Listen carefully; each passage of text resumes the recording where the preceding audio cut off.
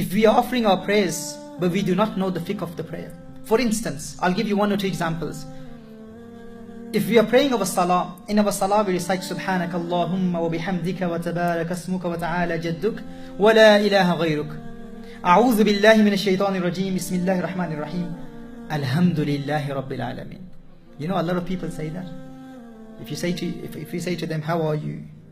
You know, brother, how are you? You say, Alhamdulillah, I'm fine. Alhamdulillah, I'm fine. Now, what is the meaning of Alhamdulillah? According to in the Arabic language, one of the linguistic meanings of hamd is death, is maut. One of the literal meanings of hamd is death, maut. You know the ha with two eyes? If we say hamd, now those of you who have studied the tarbiyah course, alhamdulillah, there are many brothers here who have attended the tarbiyah course, and many sisters who are studying the ahkam of deen, and students of Dars Nizami and students of Tajweed. They know that the letter ha is pronounced from the middle of the throat. Alhamdu is the word. And if we say Alhamdulillah, Assalamu alaikum, how are you? Alhamdulillah, I'm fine. That Alhamdu means all types of death are for Allah. Al-Iyazu Billah, which is a statement of kufr. That is a statement of kufr. So one meaning of Alhamdu will be death, maut. So when I say that we need the physical form of salah and the spiritual form of salah, now you can understand that. Because we don't study the ahkam of tajweed, we say Alhamdulillahi Rabbil Alameen. And when we say words like this, there are many words that we say in the prayer that invalidates our prayer. Our prayer is invalidated and we don't even know. And we say, I have been praying for 20 years. Now from this you can understand why Sayyidina Huzaifa radiallahu ta'ala said to this other person who was praying, have you been praying like this? How long have you been praying like this? He said, I have been praying like this for 40 years. He said, not a single prayer was accepted. And if you die in this state, you will not die on the deen of Rasulullah sallallahu alaihi wasallam. This is why it's important. That's one example. Just the one single example I've given. Many examples can be given. A lot of imams in the masajid, we see that they say, Allahu Akbar. Instead of saying Allahu Akbar, they will say, Allahu Akbar. Now, Allahu Akbar is an addition of Hamzatul Istifham. Hamzatul Istifham, if that's applied in the beginning, Allahu Akbar means, is Allah the greatest? So you're actually questioning, is Allah the greatest? So if you say that, the salah is invalid.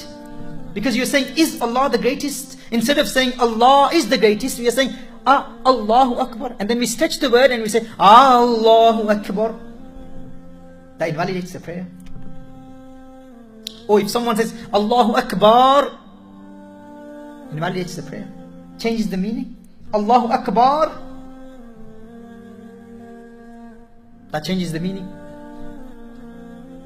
Or to say Allahu Akbar, that changes the meaning. So it's important we study the tajweed and the necessary knowledge that is required for us to pray our salah and to make it a salah which has the physical form and the spiritual form of the prayer. That is important, that is necessary knowledge for all of us. So when people say, no, I know how to pray, I know how to offer my prayer, I have been praying for such a long time, my Imam Sahib in Pakistan taught me, so and so, I saw my grandfather praying, I pray like him. People, and then they insist, I know everything, you know, I have the knowledge. Look at me, I'm praying in the prayer, I can pray, I can read the words. But when you ask them to read, then we know that there's so many mistakes that they are making that will invalidate the prayer. You know, if someone was to learn how to drive in Pakistan, and they come to this country and they say, I know how to drive. So we will ask them, do you have a license? No, I don't need a license. I don't have to go through all these theory tests and all of this. I don't have to go through that. Why? I know how to drive. I used to drive trucks in Pakistan. I don't have to pass. I don't have to go through these tests. Would you accept that? I will say no. There is a principle. So for learning how to drive, we follow the rules and regulations of the country. But learning how to pray, we say no. I saw people. I know it all. I don't have to learn. And then when they come and sit in a test, like so many people in our tarbiyah courses, that's when they understood. They do not know how to pray. They do not know how to read the salah. And this is very basic knowledge I'm talking about. Remember this, brothers. These are just the alphabets of deen. You know, Alhamdu is the alphabets of deen. This is not something major. People nowadays talk about Islamic jurisprudence and fiqh of deen and so. Such issue should be like this, and this Islamic jurisprudence, this masala, it doesn't make sense to me. It's beyond our understanding. But this is against common sense. A person said to me, but this is common sense. This goes against common sense. I said, well, Islam is not common sense. You need special sense to understand Islam. You need special understanding to understand Islam. You need people say this, but this is common sense. Ye to common sense hai. Har bande ko, these are a lot of things that common people cannot understand.